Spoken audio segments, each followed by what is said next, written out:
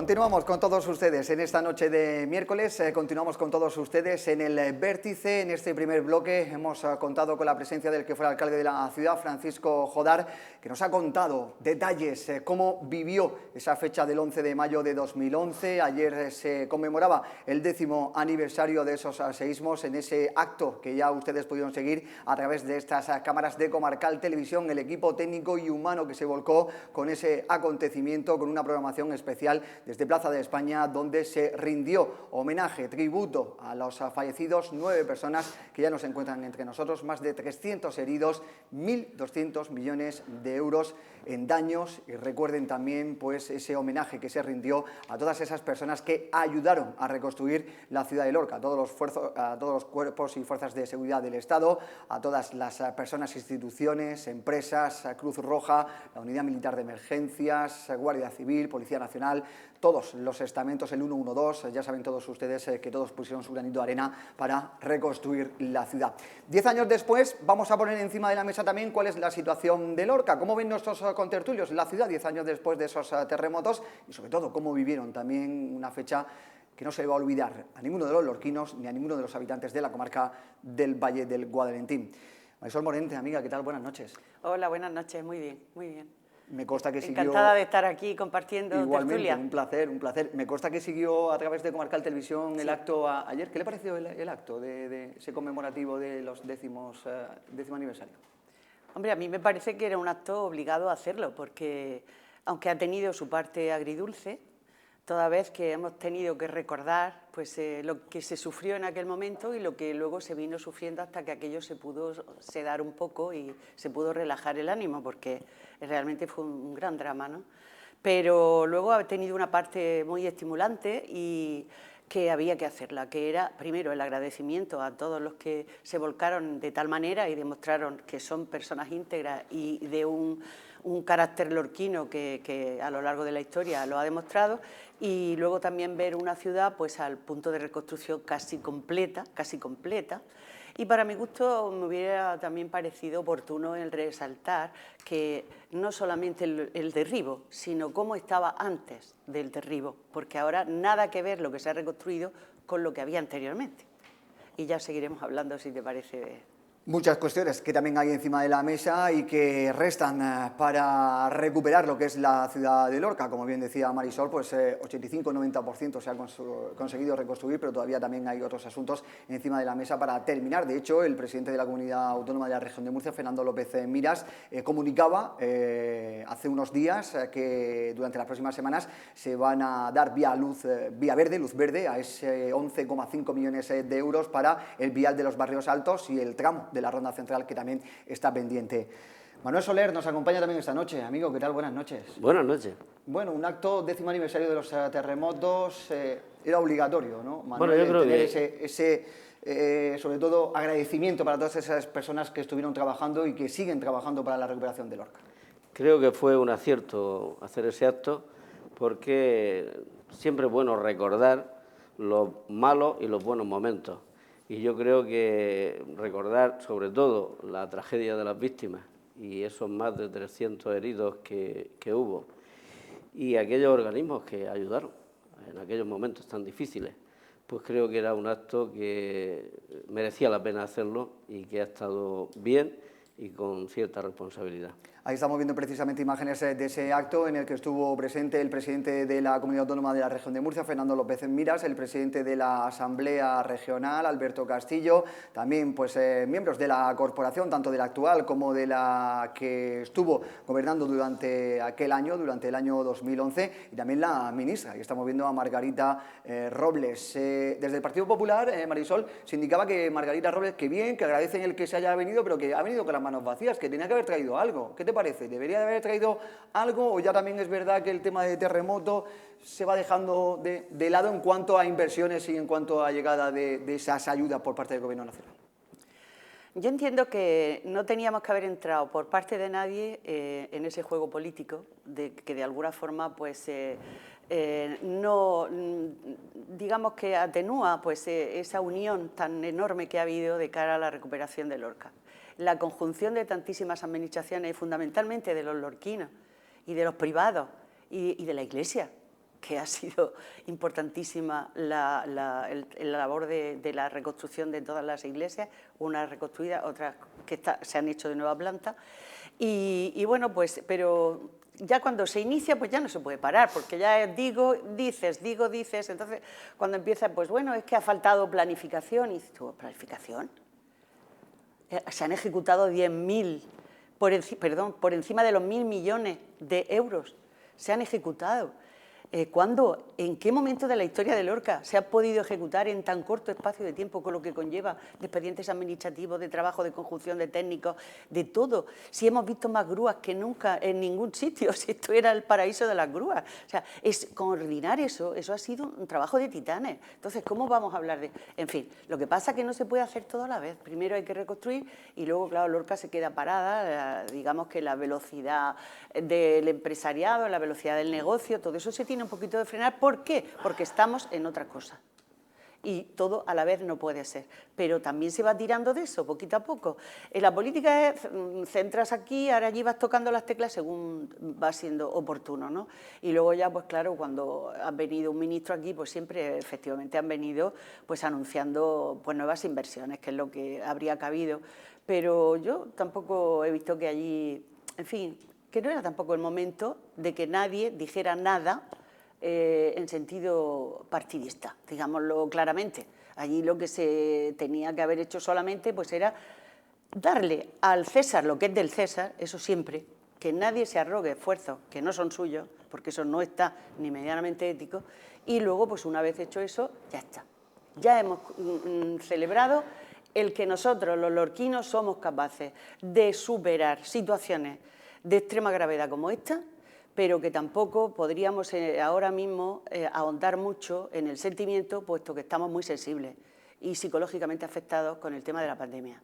Los negocios como están, la economía como está, la salud como está, y ha sido un momento delicado, ha sido un momento delicado. Y cuando estamos en estos momentos delicados, a veces perdemos un poquito el referente y ha faltado, pues eso, ver la euforia de la recuperación de Lorca, porque qué duda cabe que está recuperada, que queda muy poco, pero tampoco hemos tenido pues, el momento ideal para celebrar esa euforia. De hecho, no se ha podido. A mí me hubiera gustado mucho estar en ese acto, me habría encantado.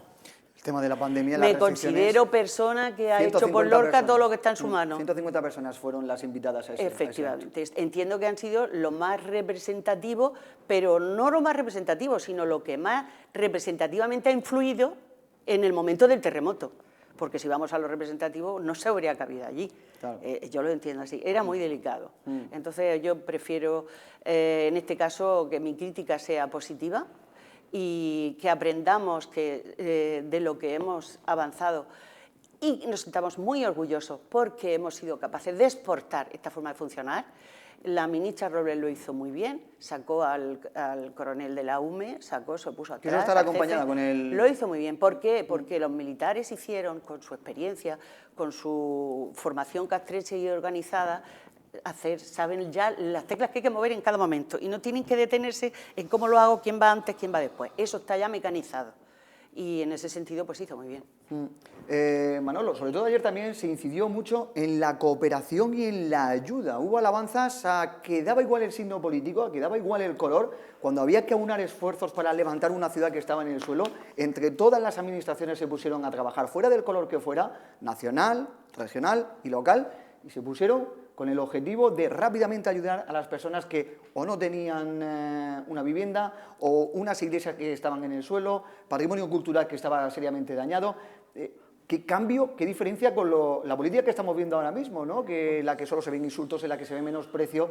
Ayer se volvió a poner de nuevo de manifiesto el que cuando realmente el ciudadano necesita ayuda, servicio público, los políticos tienen que estar para ayudar a los que realmente lo necesitan. Bueno, los regantes lo hicieron también fantástico. Tenemos que reconocer que hubo un acuerdo unánime de todas las fuerzas políticas, también de otros colectivos, asociaciones empresariales, ONGs, ejércitos, etcétera, que se volcaron con nosotros en Lorca y que creo que fue una actuación conjunta, muy bien coordinada, y una desgracia tan grande como fue la del terremoto, pues este trabajo en conjunto dio la posibilidad de que pudiéramos avanzar quizás no con la rapidez que nos hubiera gustado, ¿no? Pero tenemos que entender que las administraciones, y sobre todo cuanto más grande, más burocracia y más difícil es de sacar los temas adelante, sobre todo cuando se trata de mucho dinero, ¿no?, como era en este caso. Yo creo que el acto se tenía que hacer, era el 10º aniversario, se tenía que celebrar.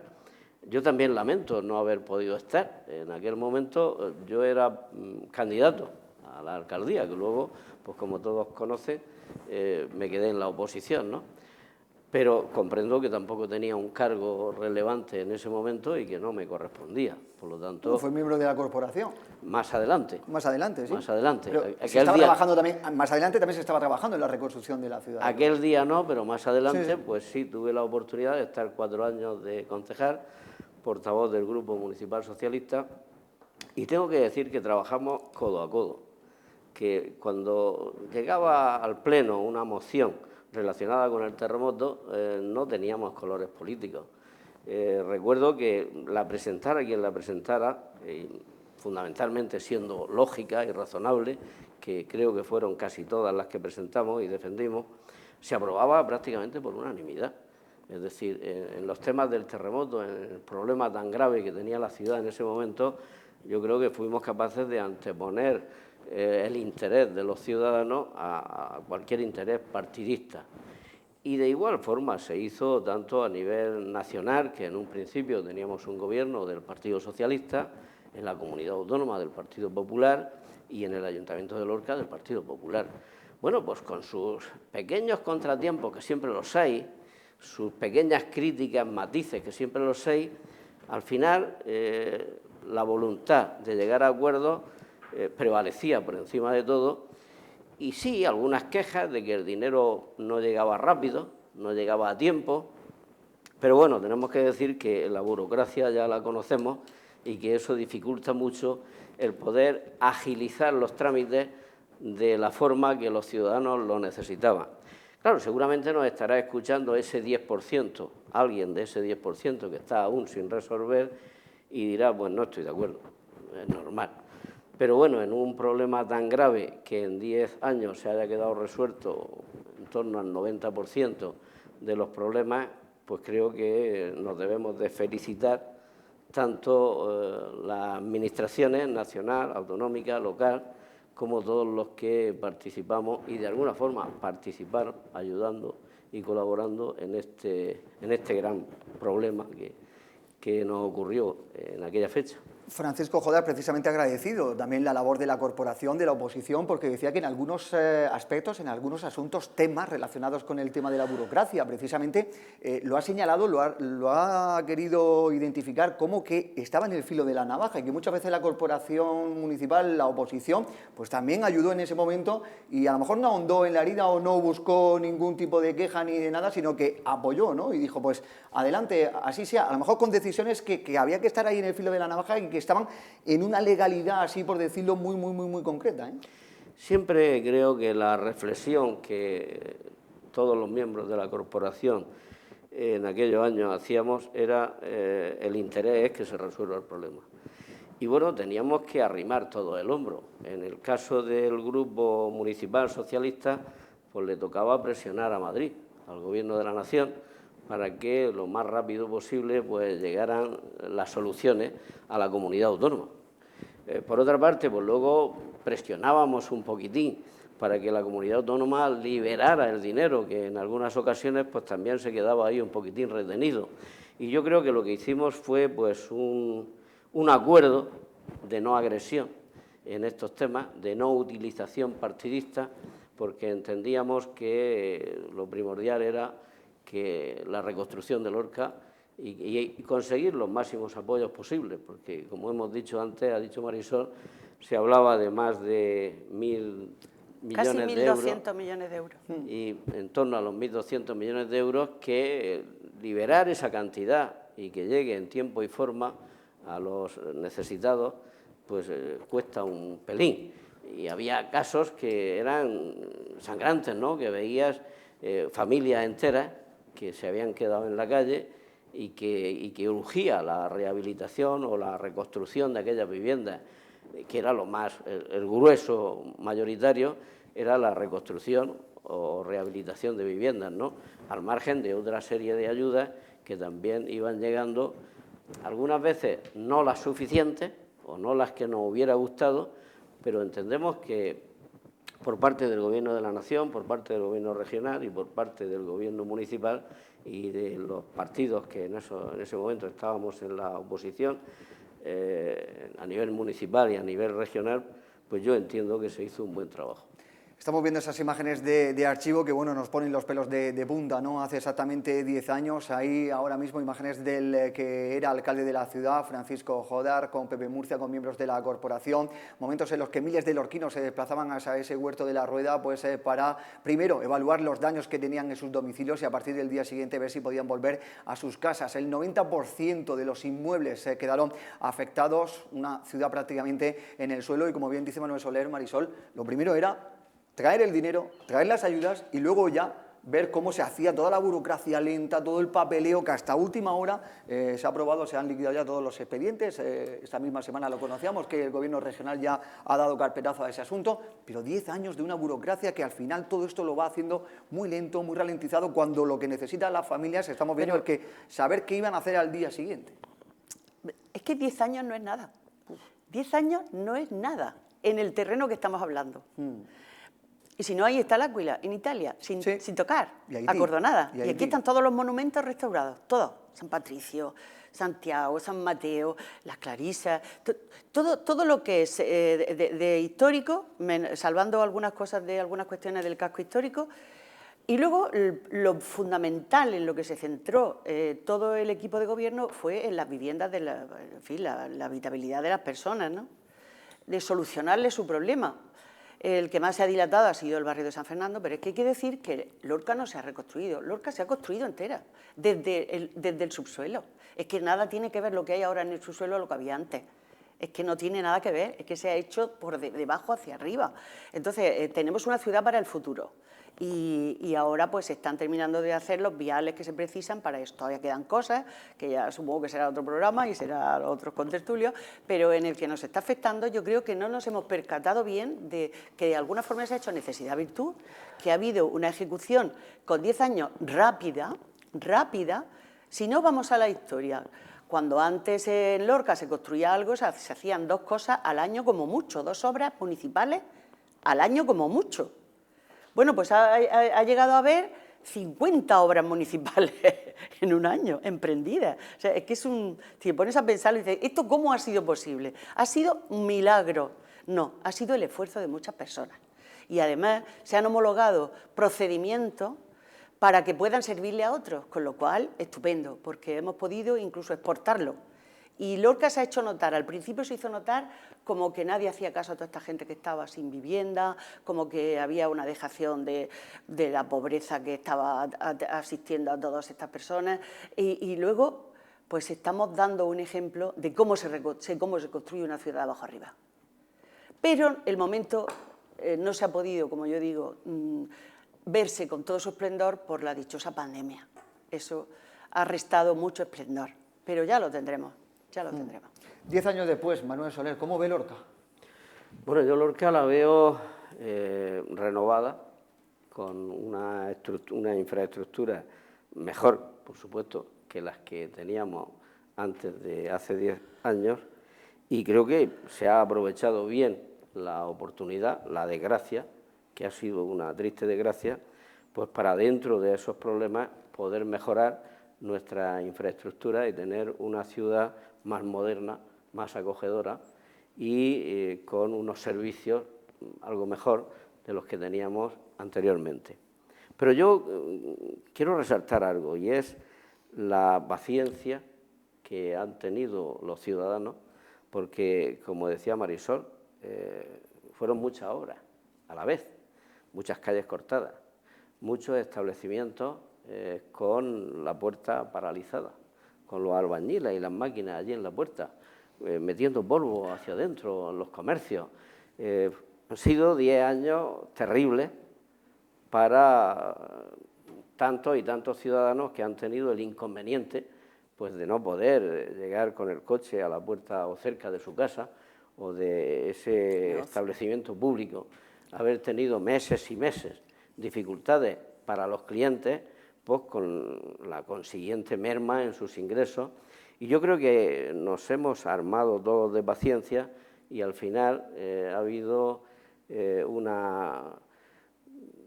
un acuerdo mayoritario de que todos teníamos que arrimar el hombro y que todos teníamos que estar implicados en sacar esto adelante.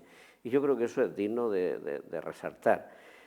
Por otra parte, está claro que hacer todos esos edificios en tan corto plazo pues no era tarea fácil. Y lo más importante, el barrio de San Fernando, que hubo que demolerlo en su totalidad. Afortunadamente, pues ya hace tiempo que las familias están en él y que se ha quedado, creo, que un barrio magnífico. Precioso, está precioso. Precioso. Y yo entiendo que bueno, que se ha hecho un buen trabajo con mucha responsabilidad. Es que allí, Manolo, sabes que además de caerse la obra, se perdieron la documentación de las titularidades de propiedad.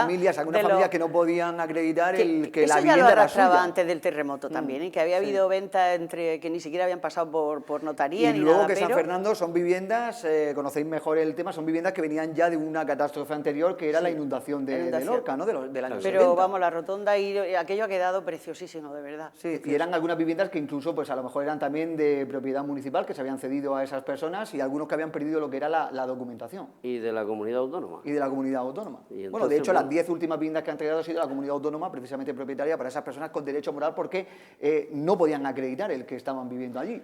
Yo creo que en ese barrio es donde más se nota el cambio y cómo ha quedado. Y entiendo que ha quedado bien. Ha luchado mucho también Fernando Roldán, el presidente de la Asociación de Vecinos, durante tanto tiempo. Este hombre ha sido un gran luchador, que ha apostado porque eso se acelerara y ha hecho cuanto está en su mano. Yo de verdad lo conozco de tiempo y sé que es un hombre muy duro y muy recio en su reivindicación.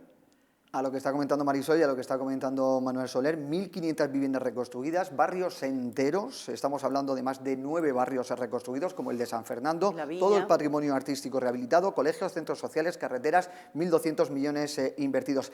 Ciudadanos sí que ha recogido demandas también de vecinos de La Viña que indican que hay algunas zonas que estaban dentro de lo que debería haber sido la rehabilitación, Manuel Soler, y no se ha producido esa rehabilitación, como es el caso, por ejemplo, de Camino Viejo del Puerto.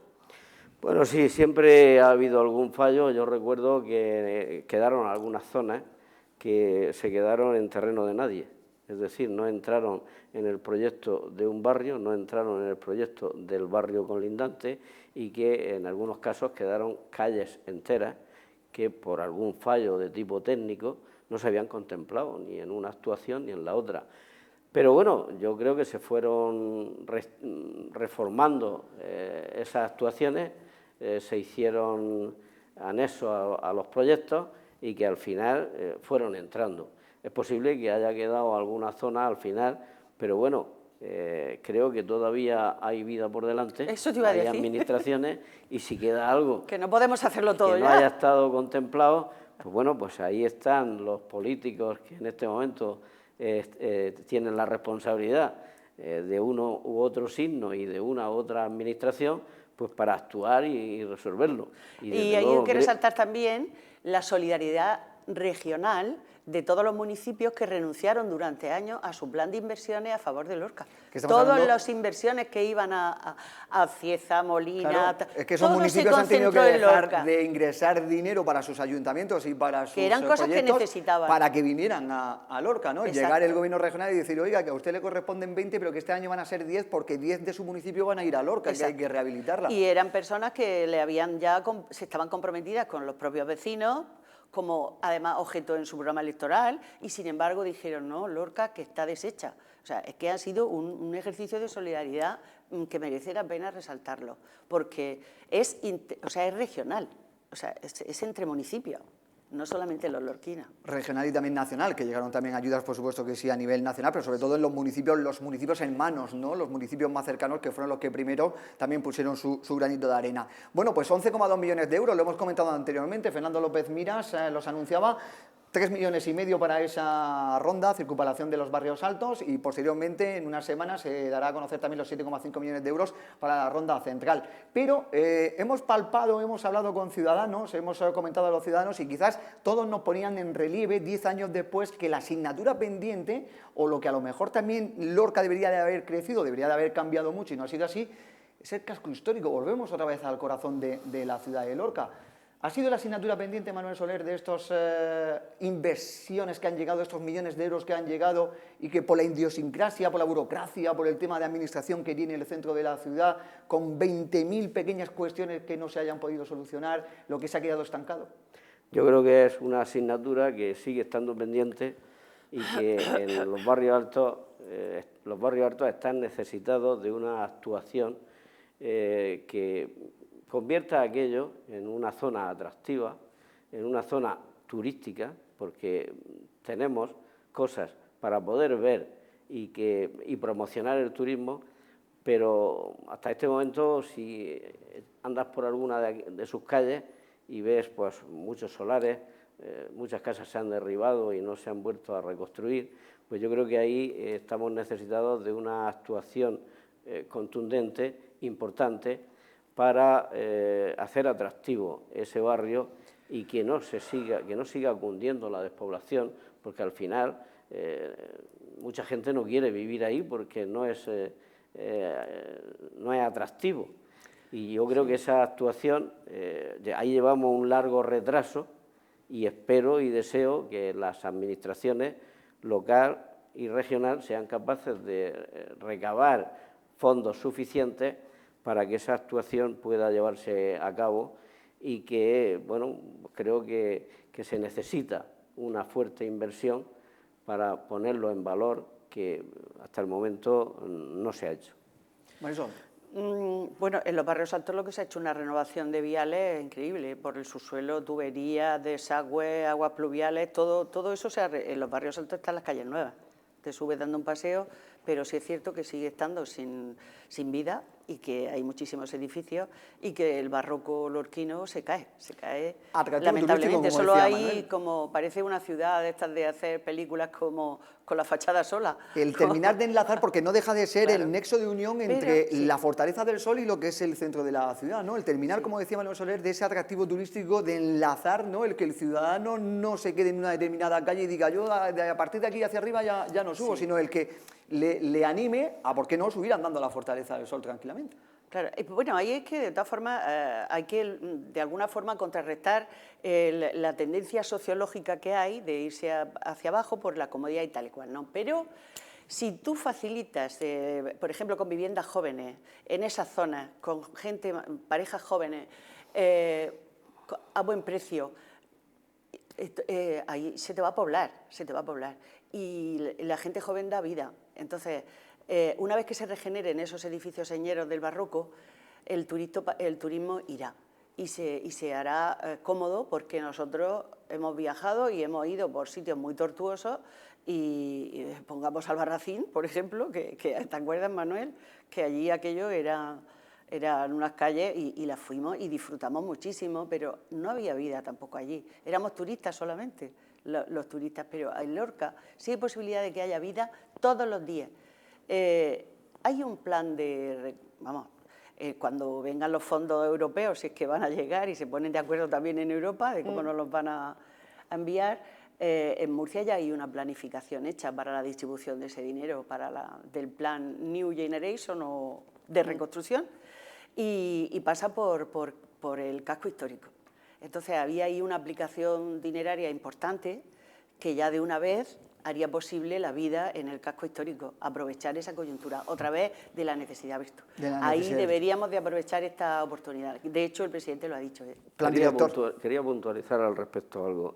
Vamos a ver, tenemos que tener claro que los solares son de propiedad privada la gran mayoría, ¿no? Entonces, bueno, la Administración puede hacer alguna actuación, como las que se hicieron del arreglo de las calles, y algún edificio que pueda ser de propiedad municipal o autonómica, pero lo más importante son esa cantidad de solares o esa cantidad de viviendas que no se ha actuado sobre ellas.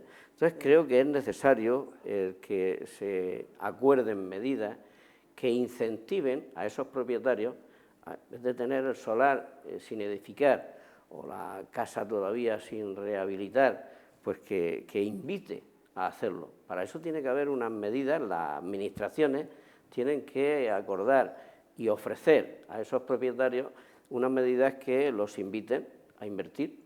¿Y cómo? Pues exenciones fiscales, algunas más de las que hay hasta ahora, algún otro tipo de ayudas, o de lo contrario va a ser difícil, porque yo no veo al ayuntamiento o a la comunidad autónoma comprando solares. ¿Es parte de la expropiación?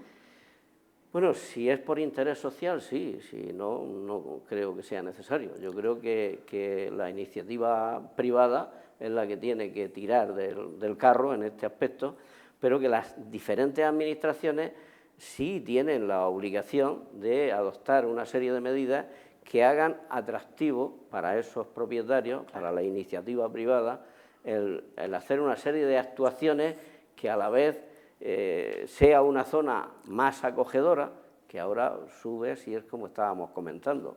Ves pues muchos solares vacíos, muchas vallas para que no se vea mucho lo que hay dentro, y en algunas ocasiones, pues si Limusa no pasa por allí frecuentemente, pues te encuentras hasta cosas algo desagradables, ¿no? Yo recuerdo los 4 años que tuve la oportunidad de ser concejal del ayuntamiento, por la cantidad de casos, de problemas que nos llegaban a cada reunión, a cada pleno, de miles de problemas. Pero también se pueden hacer actuaciones, pensaba cuando hablaba Manolo, que vamos a ver, la dificultad de que está empinado, pues hace que las personas que tienen ya cierta edad, pues les resulte un poco, como que están un poco aislados, ¿no?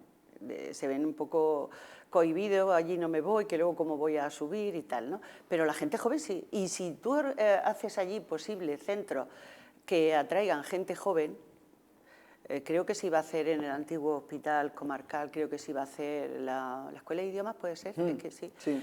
Esas cosas que la gente, los colegios están allí, están en un sitio ideal, un enclave buenísimo, suben y tal. Yo creo que así esa sería una de las muchas cosas, porque no estamos hablando de una sola, sino de muchas cosas que tienen que confluir para que eso se pueda recuperar. Y también aparte del dinero, hay que hacer también una remoción de tipo sociológico. Accesibilidad, que luego tenemos a Juan Francisco Soriano, nuestro compañero, nuestro contertulio, y luego también las trabas y bueno, los problemas que se encuentran a la hora de acceder por el casco antiguo y a la hora de acceder a algunas calles y a algunos monumentos que no puede acceder por su... Pero que hablamos de accesibilidad y a lo mejor una familia que está viviendo en una casa que tiene planta arriba, planta abajo, pues con un pequeñísimo ascensor, y sin embargo hay personas que están viviendo en edificios mucho más en el centro, zonas más urbanas, y ¿qué pasa? Pues que están aisladas porque no pueden salir, porque no tienen forma de comunicarse. O sea, es que, lo mismo produce un aislamiento que otro.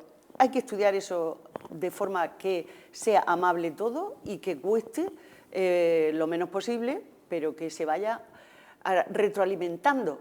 O sea, lo mismo que se pensó con lo del proyecto de la fortaleza, que se vaya retroalimentando, hay que pensar en el casco histórico. En mi opinión es genero invierto. En mi opinión es necesario un proyecto integral con financiación europea y apoyo del Gobierno central, autonómico eso es lo que creo que y municipal. El plan director y si no se hace así, pero eso va es el inicio. Va a ser difícil. Pero Muy eso es el difícil, inicio, todo no se puede...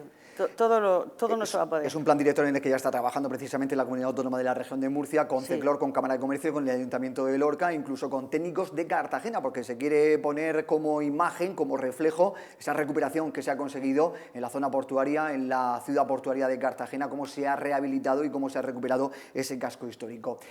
Asuntos de los que seguiremos hablando próximamente del casco histórico. Otro de los grandes asuntos que tenemos encima de la mesa es el tema de la pandemia COVID-19, estado de alarma. Recuerden que se ha levantado el estado de alarma, se levantaba el pasado 9 de mayo y ahora hay 17 formas distintas de gobernar cada comunidad autónoma.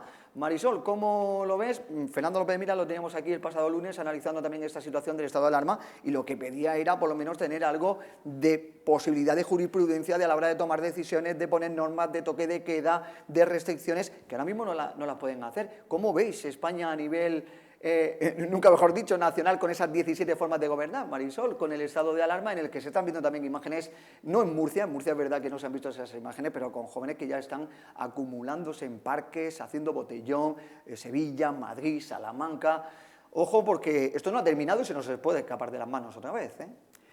Bueno, esta casa sabe, y esta mesa me ha oído a mí decir, hace ya muchos meses, 5 o 6 meses, que cuando se terminara el estado de alarma, necesitábamos una norma de transición hasta que las comunidades autónomas se pudieran hacer cargo de todo lo relacionado con la pandemia. Y me lo habéis oído aquí vosotros, en varias ocasiones. ¿Por qué? Porque es de cajón. No se ha hecho, durante 8 meses se podía haber hecho y no se ha hecho, pero yo he hablado con este tema con varios juristas, con el juez de jueces de Madrid, que es amigo, Adolfo Carretero Sánchez, me lo ha informado muy bien, otros de Valencia. Hay gente que sabe que yo tengo interés e incluso me llaman y me explican, ¿no? Porque efectivamente hay norma en las comunidades, hay norma para que podamos resolvernos después de todo esto que nos han dejado aquí, ya os apañáis, pero todo pasa por el Tribunal Supremo, todo pasa por el Tribunal Supremo. ¿Y eso a qué da lugar? Pues a una gran descoordinación, porque cada uno va a hacer aquí y luego, en cualquier caso, ¿quién dirime al final? El Tribunal Supremo Nacional, y va a dejar a lo mejor algunos tribunales de las comunidades un poco en mal lugar, ¿no? De alguna forma, ¿no? Entonces, se hubiera hecho preciso, pero además se hubiera podido estudiar muy fácilmente porque tenía el apoyo de los partidos de la oposición. Sánchez lo tenía y no le pareció oportuno. Todo el tiempo ha venido y ahora incluso he oído decir a Fernando Simón que efectivamente parece que podía haber venido bien ese plan porque ahora mismo resulta que ha habido como una desescalada, pero con mucha más incidencia y mucha más afección y mucha más morbimortalidad que cuando la hicimos la primera. O sea, es que no, el virus está ahí y el virus en todo lo suyo. Ojo, que no nos descuidemos, porque incluso dicen que la cepa esta que viene brasileña, que no nos ha atacado porque se ha encontrado el sitio lleno. O sea, estamos ocupados, ¿no? Tenemos otro virus, la cepa inglesa que también joroba, oye, vamos, cerrado porque está ocupado, pero si no estaríamos con otras cepas.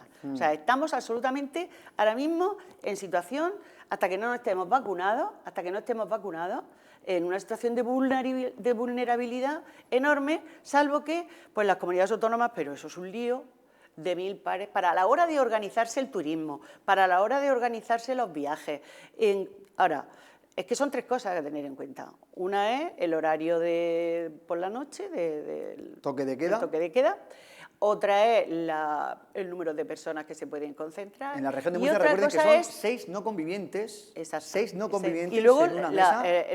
la salida o no, pues el perímetro, o sea, que Y puedas o no salir. A partir de las 12 de la noche también reuniones máximo de 6 personas. Sí. ¿eh? Entonces hay mucha gente que son muy avezados, incluso están haciendo ya unas apps que tú te metes en la app para que te está informando permanentemente que donde estás pisando, ahí puedes hacer esto y esto es una cosa. Estamos hablando del territorio español. Estamos hablando de que... ¿Para qué queremos un gobierno de la nación si no nos soluciona eso? Por ejemplo, en la región de Murcia ya no existe, ustedes se pueden ir mañana si quieren a Almería. En Almería son unas normas totalmente diferentes a las de la región de Murcia, pero es que si se van a Albacete, a Castilla-La Mancha, son otras totalmente diferentes. Y que son multas. Y son multas, son sanciones. Manuel Soler, ¿había alguna forma a lo pero mejor de gestionar termino. Sí. Es solamente decir eso y abundar en la... Porque, ¿qué podría ocurrir ahora si esto se nos va de las manos otra vez? Por el aumento de la morbimortalidad, que todavía hay muertos, hoy 100, a nivel nacional, hoy 100, pues que le estemos dando argumentos otra vez al Gobierno de la Nación para que hagan otro estado de alarma, pero que lo vamos a pedir a gritos. Y eso es malo, de malo, malo. Porque lo mismo que se han hecho normas vía decreto ley, se podía haber hecho otra. Una modificación, sin tocar, pero nosotros, a nada que nos movamos, estamos tocando artículos de la Constitución, es que no podemos tocarlos. Y luego también, otra cosa, perdona, cuando llegue el momento de la distribución de los fondos que vendrán de Europa, conviene que las autonomías tengan ahí voz, que no partan todas de una distribución en un estado de alarma de un gobierno solo, porque eso corre mucho riesgo. Eso lo he oído yo en reuniones de todos los en foros europeos en televisión. Fernando López Miras ya ha Sí, indicado que eso si hay es una muy serie peligroso. de baremos a nivel nacional que se respeten también, si había una forma Pero yo de estoy hablando a baremos para nivel cada comunidad también a nivel europeo. de los 26 que convergen en Europa y que están y que son es que los dineros no salen de una maquinita. Los dineros se tienen que sentar y decir, oye, ¿esto de dónde lo sacamos? Y entonces Austria dice, yo, Alemania, pues vamos a sacar 1.000 millones de defensa. Y entonces te sale un país y dice, no, de defensa ni hablar. Y para ponerse ellos de acuerdo, tela, ¿eh? O sea, es que esto lleva muchísimo diálogo, muchísimo diálogo. Que hablen, que hablen. Que hablen. Manuel. Bueno, vamos a ver, yo creo que yo creo que lo de criticar es más fácil que lo de ejecutar. Vale. Vamos a recordar cuando el Gobierno de la Nación publicó el estado de alarma. Si recordamos, nos vamos a esos archivos que habrá grabados, escucharemos a infinidad de presidentes de comunidades autónomas, el Estado se está metiendo en nuestras competencias, sobre todo aquellos que se consideran soberanos, nos están quitando, nos están restando competencias. Sánchez nos está avasallando, no hay derecho. Y otros que no son tan nacionalistas, pues también había críticas muy abultadas.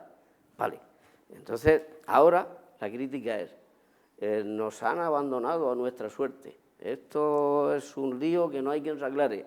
El Estado se desentiende, el Gobierno central... Bueno, yo digo, bueno, mire usted, ¿con qué nos quedamos? ¿Con lo de antes o con lo de ahora? Con lo del medio. Vamos a ver. Lo que vale es lo del medio siempre. Vamos, yo creo que uno de los problemas más graves que nos pueden incrementar los contagios son esas grandes fiestas que vemos por ahí, esos grandes botellones. Si me dicen que ciertas comunidades autónomas no tienen herramientas para actuar sobre eso, para eso sí tienen. No me lo creo. Bueno, claro. ¿Y por qué no actúan más Sí, contundentemente? por sanidad. Intenta... Fernando, perdona que te interrumpa, Manuel, pero Fernando López Miras lo teníamos aquí el lunes y le preocupaba el que teniendo la tasa tan baja como tiene ahora mismo la región de Murcia, el que vinieran turistas que se supone que van a venir, sobre todo residentes, tienen su segunda residencia aquí a la región de Murcia, no para decir, oiga, usted no entra aquí, viene de Madrid o viene de Valencia o viene de Barcelona, usted tiene COVID, no, pero sí que preocupa el que de otras zonas con una tasa mayor vengan a la zona de la región de Murcia donde a lo mejor la tasa está más o menos controlada. Bien, pero... ¿Alguna forma de controlar a lo mejor esa situación? Vamos a ver, si tenemos una situación en una determinada comunidad autónoma, en una determinada provincia, y la situación no es grave, y la situación es razonable, y tenemos poca incidencia de contagios, ¿por qué castigar con la misma medida a todo un país? Es decir, quien no ha escuchado quejarse amargamente y con razón a los sectores del comercio, la hostelería, etcétera, que lo están pasando muy mal. Bueno, yo no soy partidario de si se puede salir adelante sin una medida de ámbito nacional que siga perjudicando a determinados sectores que ya están muy perjudicados. Bueno, se pueden adoptar medidas por provincias, por comunidades autónomas, sí, que puede venir alguien de fuera y que nos contagie, muy bien, pero ese alguien de fuera consume aquí en la región de Murcia, consume donde vaya, tenemos mucho turismo y si cerramos, bueno, pues los ingresos serán el dinero que nos podamos gastar los murcianos, pero recordemos que Murcia es una región que también vive mucho del dinero que le entra de fuera. Yo creo que la situación no está tan grave como para una medida excesivamente contundente. Otra cosa es que se vea que hay un incremento de contagios y que haya que adoptar alguna medida. Pero acordaros que 15 días antes de Semana Santa todos ponían el grito en el cielo. La cuarta ola, esto va a ser ya, aquí no es quien lo soporte.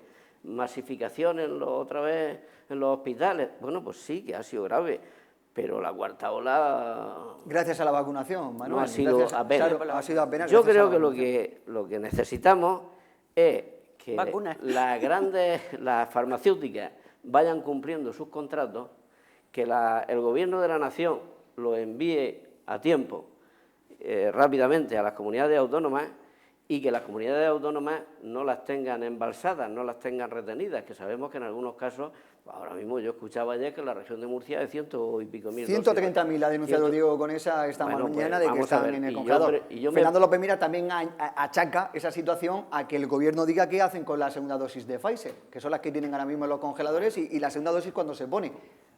Denuncia de uno, respuesta de otro. Aquí se ponen los dos asuntos encima de la mesa. Creo que lo razonable es que se avance en la vacunación y que en la medida en que se avance en la vacunación y vaya habiendo más inmunidad, pues iremos... La AstraZeneca, perdón, que he dicho Pfizer, la AstraZeneca, me están diciendo por el pinganillo. Pfizer, la AstraZeneca, la segunda dosis de AstraZeneca. La AstraZeneca, sí, eso está todavía... Ahí que... es que no se tiene claro que se va a hacer. Hasta en principio están estudiando si van a renovar el contrato o no, que anuncian que probablemente no se renueve.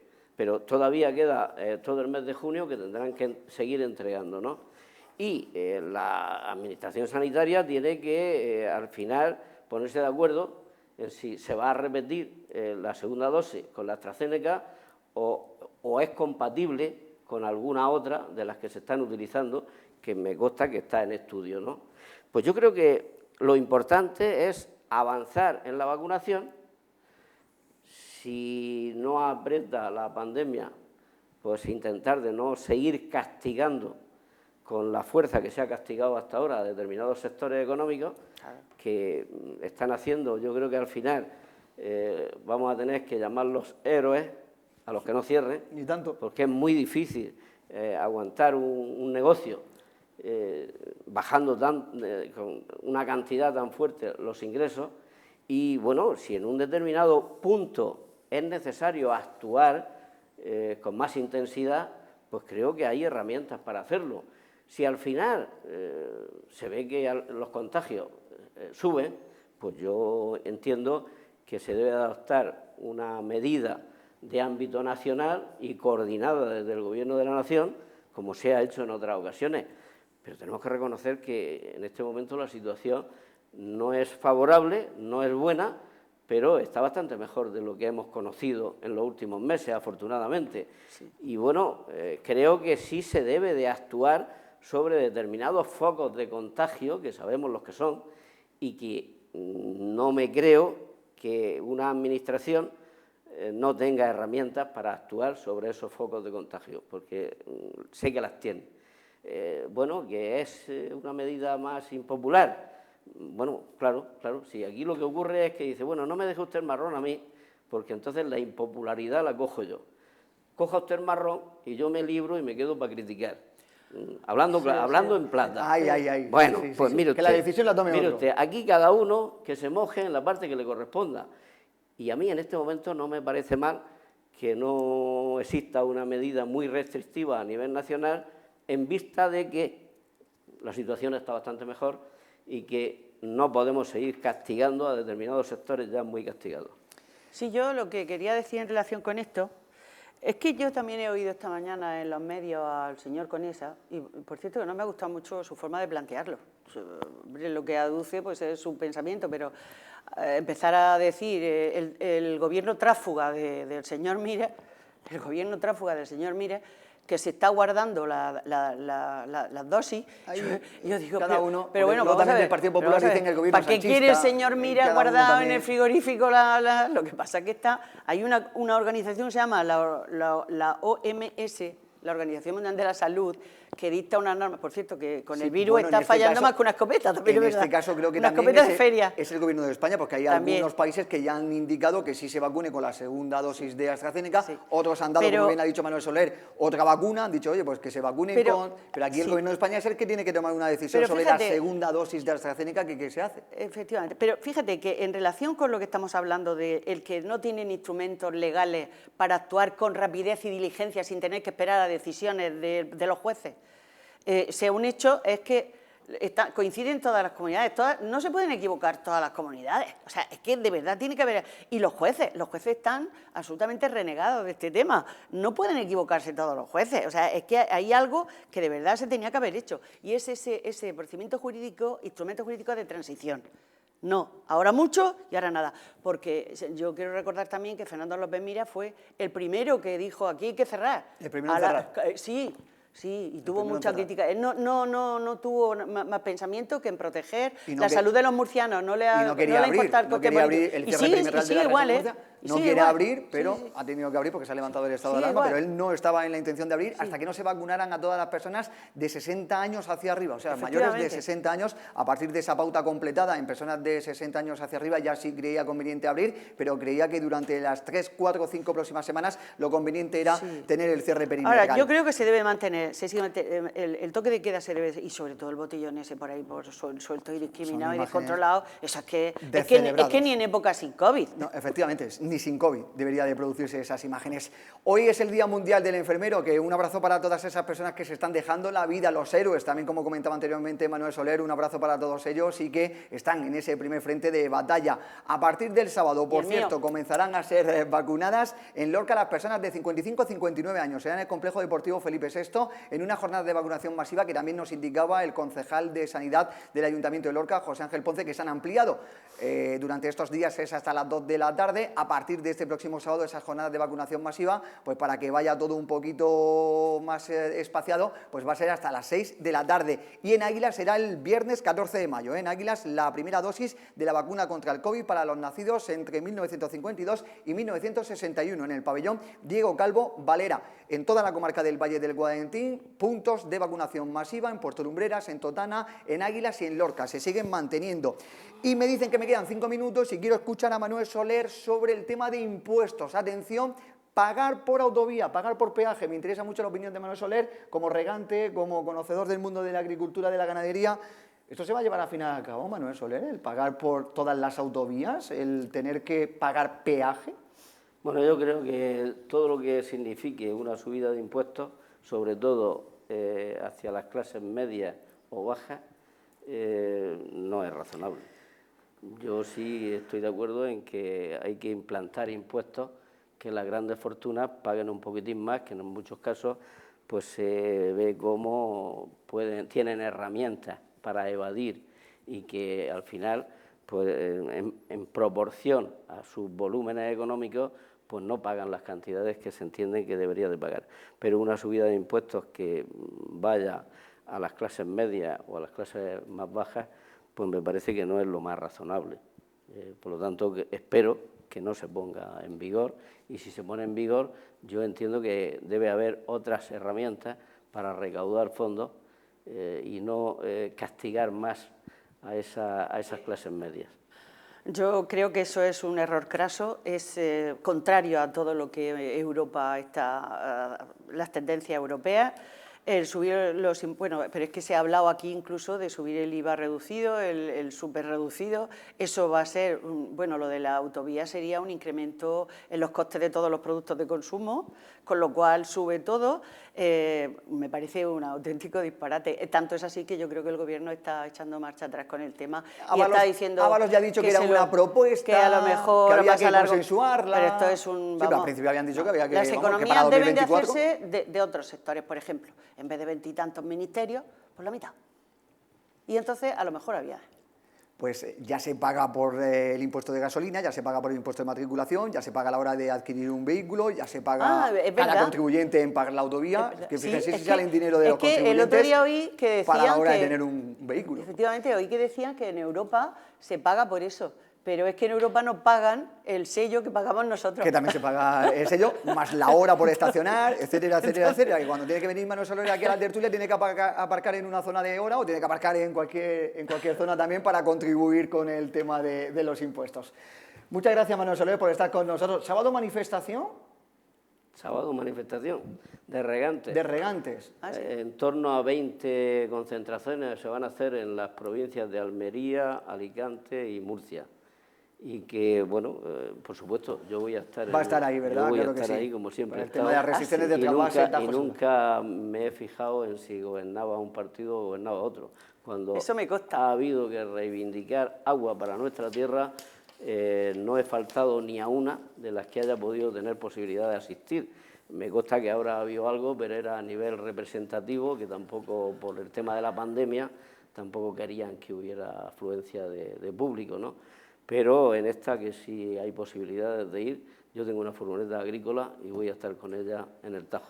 Por cierto, que Europa aboga mucho porque con todo este dinero que se va a librar para apoyar y reactivar la economía, se invierta mucho en lo verde, la energía renovable, en el hidrógeno verde y todo esto, que estos son muchos puestos de trabajo. Tema serio y tema que ya hemos puesto aquí encima de la mesa y que próxima semana lo iremos poniendo también esas manifestaciones, la agrupación de pequeños agricultores que está trabajando también junto con todos los ganaderos, agricultores, regantes para las restricciones del Tajo Segura que no se produzcan y que ese líquido elemento, ese agua tan importante para nuestra región, para nuestra comarca, pues siga llegando en la medida en la que tiene que llegar.